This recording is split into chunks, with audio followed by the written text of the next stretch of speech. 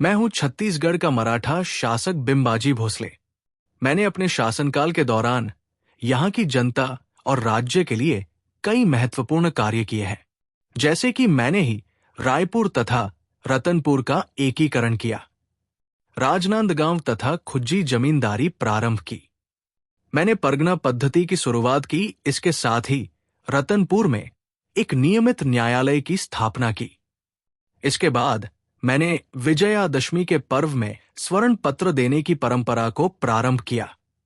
रतनपुर के प्रसिद्ध राम टेकरी में राम मंदिर का निर्माण मैंने ही कराया और इसके साथ ही रायपुर के दूधाधारी मठ का पुनर्निर्माण भी कराया। मैंने यहाँ के राजस्व का हिस्सा नागपुर कभी नहीं भेजा। मेरी 3 पत्नियां थी, जिनके नाम थे आनंदीबाई, उमाबाई और रमाबाई। मेरी मृत्यु सन 1787 में हुई। मेरी मृत्यु के साथ मेरी पत्नी उमाबाई भी सती हुई। अंत में यही बताना चाहूंगा कि मेरे शासन काल को यूरोपीय यात्री कोलब्रुक ने लोक कल्याणकारी बताया है। मेरे मरणोपरांत व्यंकोजी भोसले को राज्य प्राप्त हुआ। तो ये थी मेरी पूरी कहानी। आशा करता हूं कि आपको मेरे द्वारा मेरे स्वयं के बारे में बताई गई जानकारी पसंद आई होगी। मेरे बाद के शासकों की कहानी जानने के लिए हमारे साथ जुड़े रहें।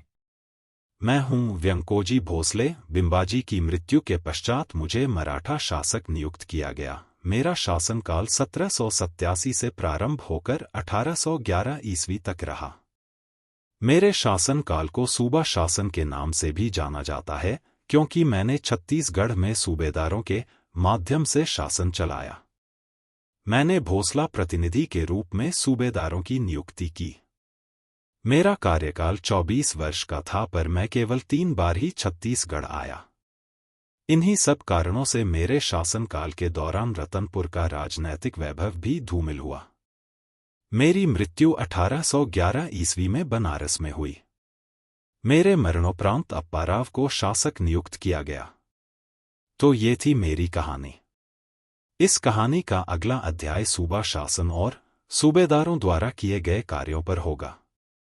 इसी प्रकार के परीक्षापयोगी और ज्ञानवर्धक वीडियोस देखने के लिए प्रकाश अकादमी के YouTube चैनल को जरूर सब्सक्राइब करें। धन्यवाद।